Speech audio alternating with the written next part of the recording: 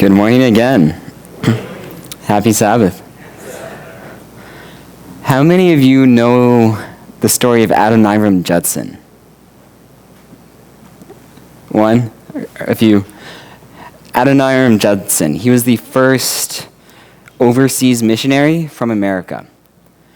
And I read a book on him a while ago, but it's been a while. But he applied to serve as a missionary with the East India Company to India. And when he got there, they rejected him. And so he ended up in Rangoon, Burma.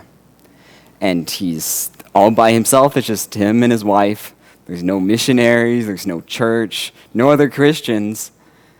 It's just him and his wife out here in this new country. So they start to do work. They start to work on a translation of the Bible, because there's no Bible out here. It's just the jungle.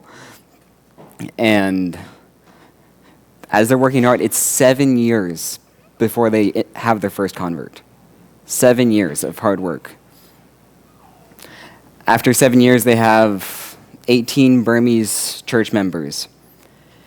And at this time, in 1824, a war breaks out between Burma and, I think it's England.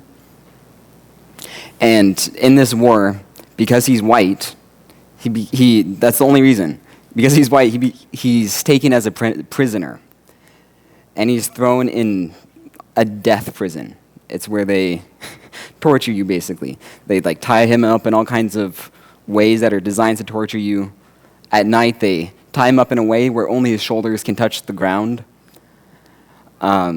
He's getting diseases, and he has a fever. What keeps him alive is his wife, who visits him every day. She brings him the food, and she bribes the guards so she can actually visit him.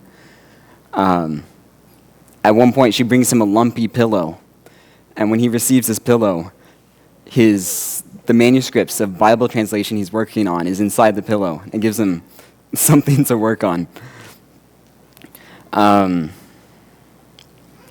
During this time, his wife is pregnant. So she's having to take care of her husband, dealing with pregnancy. She gives birth while her husband is in prison. And so she's going through a lot while her husband is being tortured.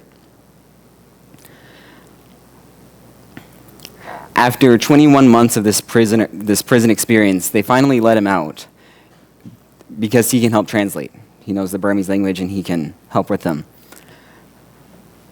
But instead of things continuing to go up, that same year his wife dies.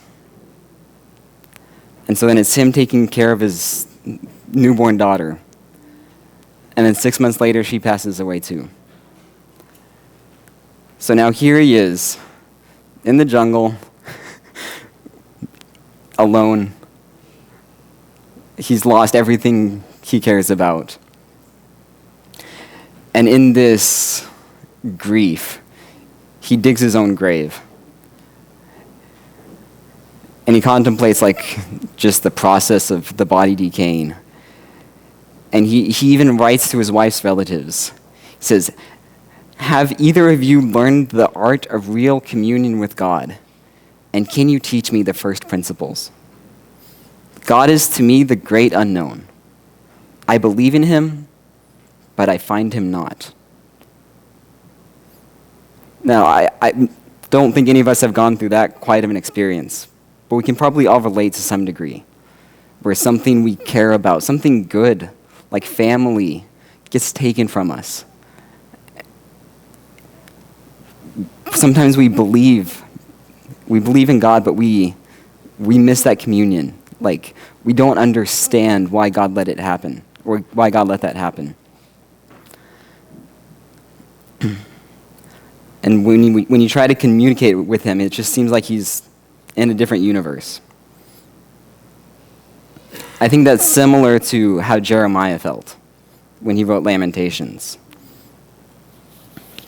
So let's go to Lamentations chapter 1, verse 1.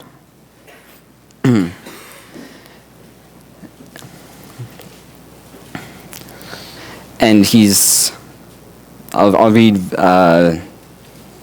verse 1. How lonely sits the city that was full of people. How like a widow is she, who was great among the nations. The princess among the provinces has become a slave. And here he's describing Jerusalem. And Jerusalem was the place, it wasn't just any city, it was the place where God came to dwell among his people. When the Ark of the Covenant was built, the priest said God's glory was so thick they couldn't even enter. This is where God came to commune with his people. And it's a very good thing. It's what God promised. And in the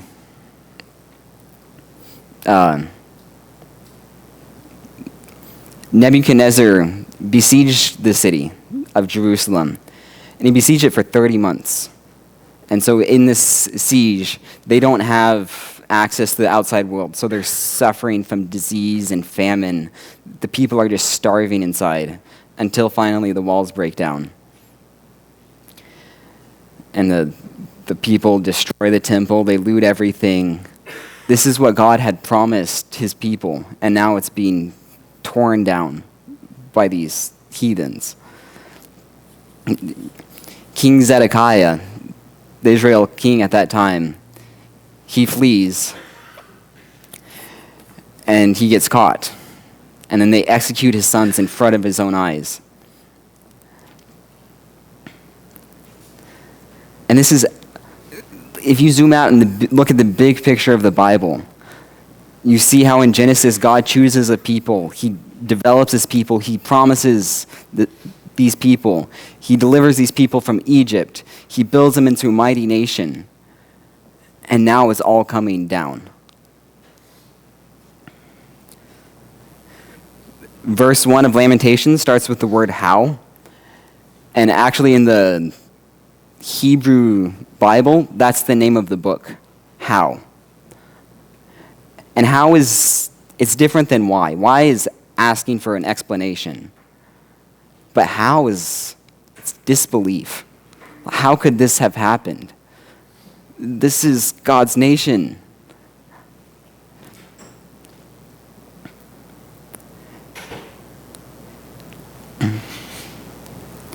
And there's a difference between something accidentally happening and doing everything in your power to make it not happen.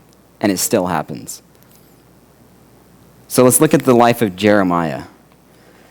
Let's go to Jeremiah chapter 1.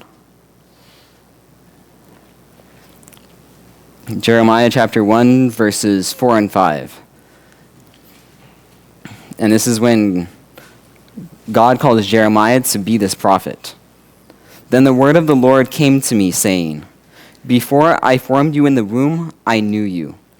Before you were born, I sanctified you. I ordained you a prophet to the nations. God is telling Jeremiah that before you were born, I wanted you to be a prophet. Being a prophet was Jeremiah's calling. He didn't choose it. God chose him before he was even born. And God, this message that Jeremiah was telling to his people that he was representing God as was judgment. He was encouraging Israel to repent so this judgment wouldn't happen.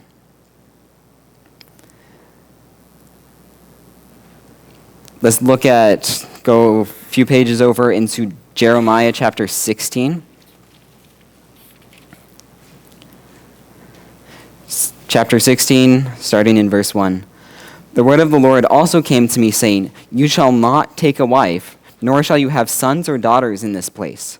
For thus says the Lord concerning the sons and daughters who are born in this place, and concerning their mothers who bore them, and their fathers who begot them in this land.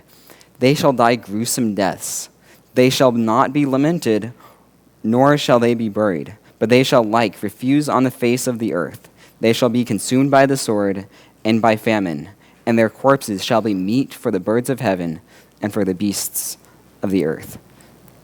So God gives him the calling to warn Israel. And God makes this calling all-consuming. He's not to have any family or children, because when judgment happens, bad things will happen to them.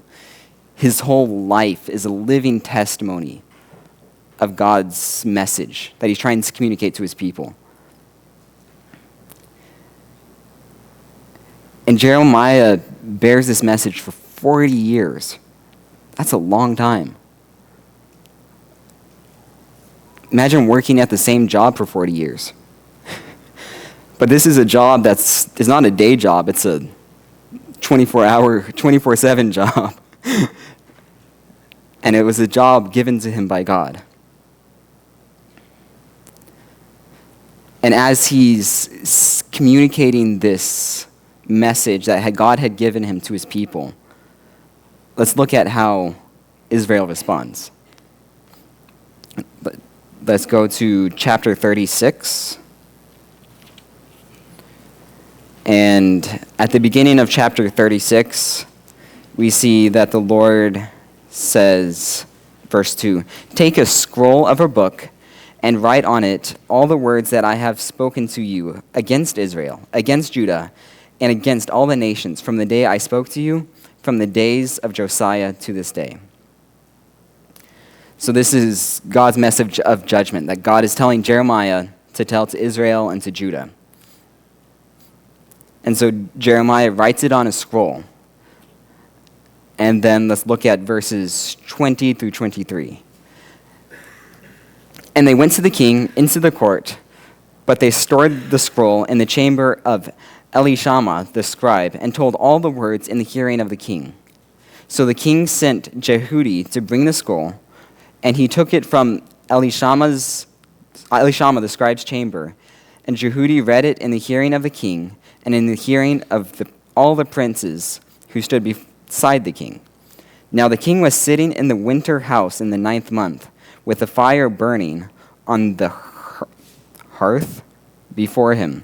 And it happened when Jehudi had read 3 or 4 columns, that the king cut it with the scribe's knife and cast it into the fire that was on the hearth. And until all the scroll was consumed in the fire that was on the hearth." So Jeremiah gives this scroll to the king. The king cuts it up and burns it. That's how the king treats the message of God. It's a message of judgment. Jeremiah is trying to warn the people, and they just burn the message. Let's go to the next chapter.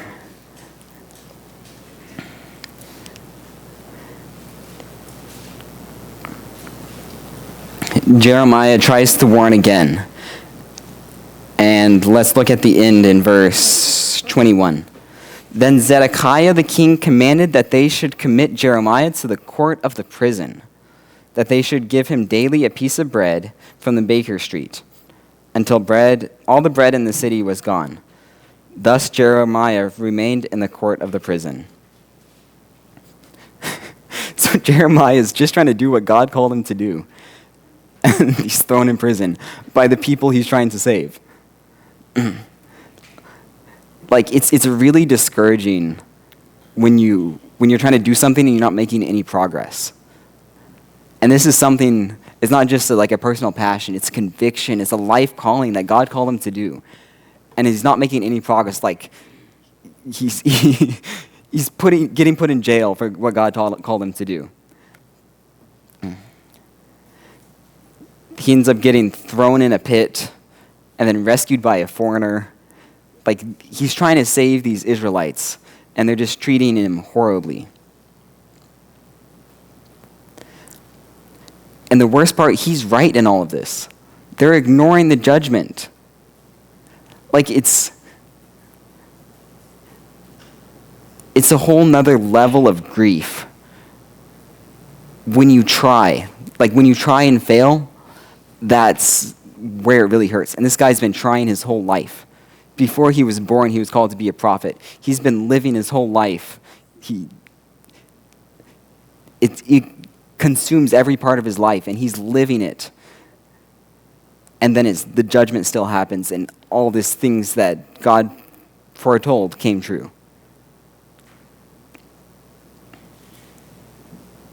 And you can kind of enter into his mindset, his experience. There's this chapter called The Confessions of Jeremiah, and it's in Jeremiah chapter 20. And it starts in around verse 7. And I want to read it from King James Version. Jeremiah chapter 20, verse 7. O Lord, thou hast deceived me, and I was deceived. Thou art stronger than I, and hast prevailed. I am in derision daily. Everyone mocketh me.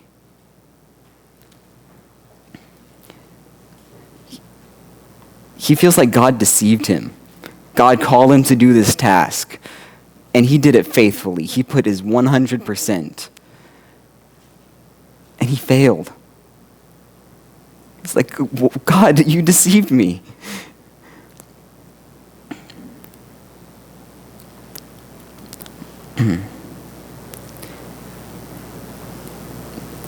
In verse 14, he says, "Cursed be the day in which I was born. Let the day not be blessed in which my mother bore me." God called him to be a prophet before he was born, and now he wished he wasn't born.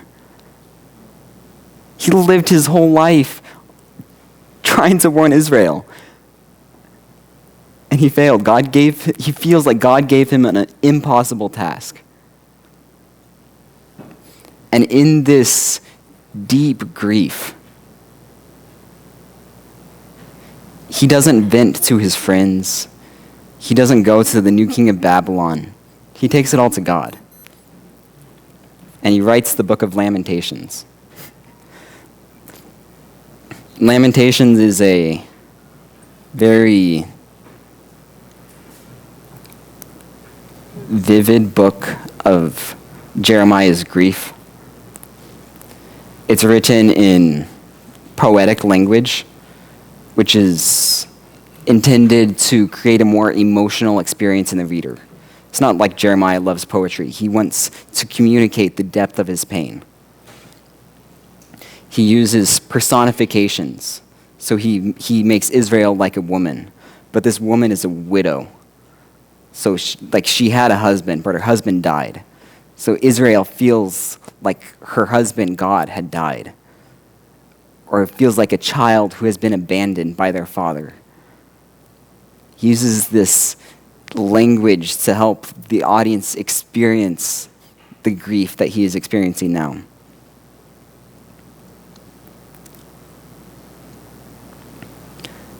I want to go to chapter 3. Lamentations chapter 3. And for about from verse 1 to around 18, Jeremiah is blaming God for everything.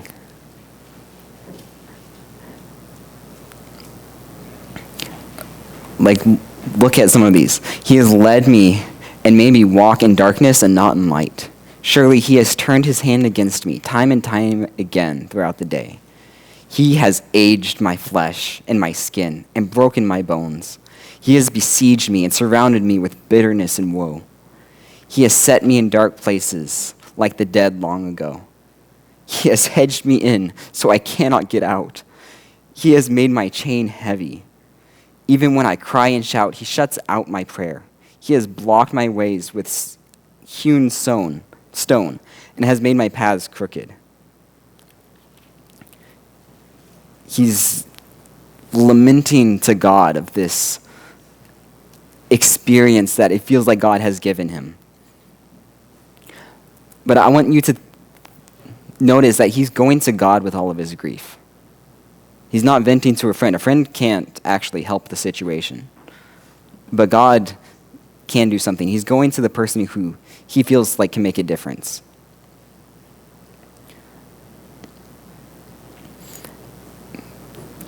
Let's look at verse 16. Lamentations 3:16. He has broken my teeth with gravel and covered me with ashes. You have moved my soul far from peace, and I have forgotten prosperity. And I said, my strength and my hope have perished from the Lord. This is basically where he hits rock bottom. My strength and my hope have perished from the Lord. That's a dark place to be. But he looks around and he just sees destruction. His whole life feels pointless.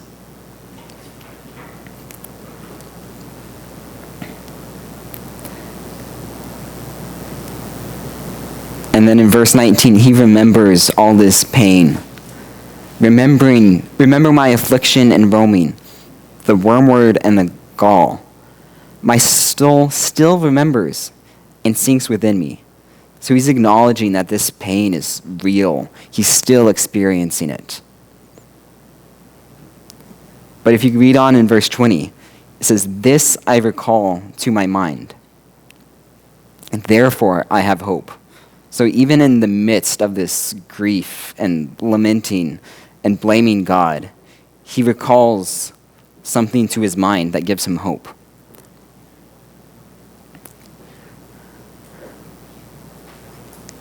He says, through the Lord's mercies, we are not consumed, because his compassions fail not. So he realizes that because he's alive, that's a mercy of God. And this word mercy is used throughout the Old Testament to represent God's covenantal love, his unconditional love. You can't earn this love. This love is always there. His compassions, the word compassions is very closely related to the word womb. So it's like a deep, affectionate compassion, like a mother has for her child. And they fail not. They don't run out. So even though he's been working trying to tell these people for 40 years, he realizes that this happening is not because God's compassions have failed. He has not ran out yet. Verse 23, they are new every morning. Great is your faithfulness. It's kind of like the manna that God provided every day. You can't deplete it. It comes every day.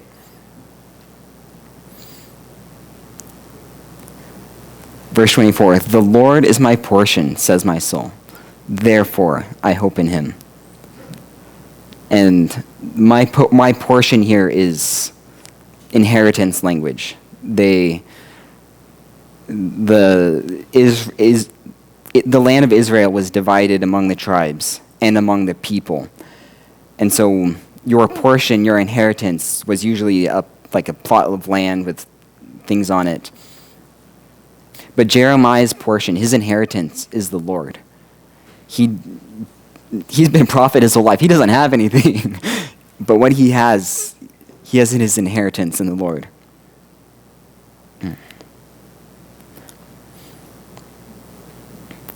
Let's go down a few more verses to verse 33. For he, the Lord, does not afflict willingly, nor grieve the children of men. This kind of looks into the heart of God. He's not doing this willingly. He trusts that God's heart is pure. God's heart is loving, even through all of this.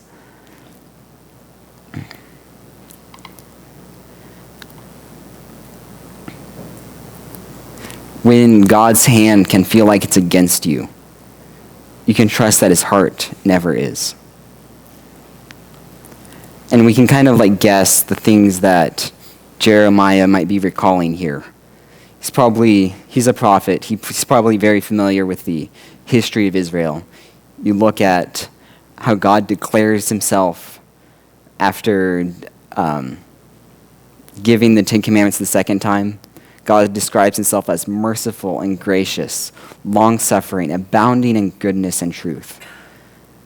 He's looking at the history of what God has done. He might be remembering how God delivered his people out of Egypt. They're slaves. They don't deserve to be saved.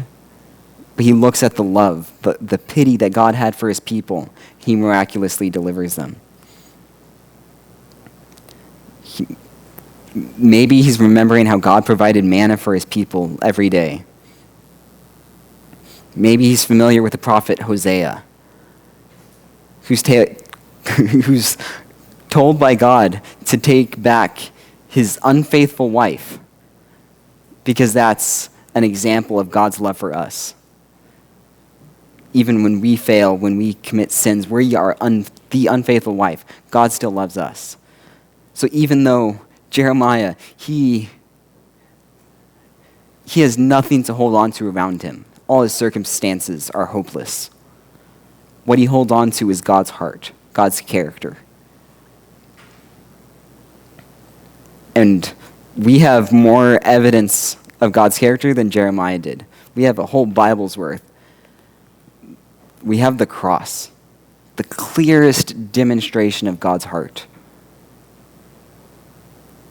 Like we're counseled to read the ending scenes of Jesus' life. And that's for a reason. It's like a portal, it's a window into God's heart of how much he loves us. Even, like, we don't always see it around us, but we can see the evidence, see this, the past story and trust on that. So even if we don't have the circumstances, we don't have the emotions, we have the record of God's love for us.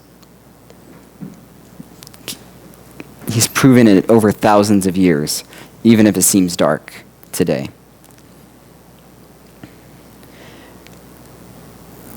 Recalling what God has done isn't ignoring what's going on around you. It's not denial. It's just refusing to be the ruins of Jerusalem, the dark things in life. It's refusing to let that be the only thing you look at. Also look at what God has done in your past. We all have personal experiences with God. Even if today is dark, don't let the emotions or circumstances be the only thing you look at.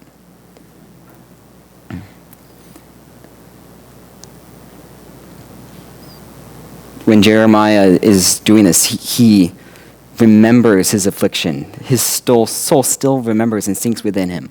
And it's in that moment that he recalls what God has done to his mind. So in that action of recall that's where hope is born. But to go back to the story of Adoniram Judson,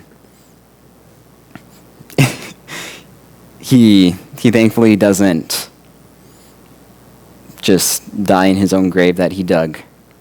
He throws himself back into the work of translation, the work God had given him. And a few years later, he completes the translation of the Burmese Bible. And his circumstances didn't change, like his wife and child are still dead. But now today, over 1 million Burmese Christians can trace their roots to Adoniram Judson. Over 1 million Christians. And I think it's even more than that. Imagine how many people have heard his story and been inspired. When my parents were, even before my parents were thinking about going as missionaries, we were reading mission stories like Adoniram Judson. We read one of his books. We read lots of these stories, and that's what inspired my parents to go as missionaries. His story has inspired countless people. But if he had only looked at his current circumstances, all of that would be different now.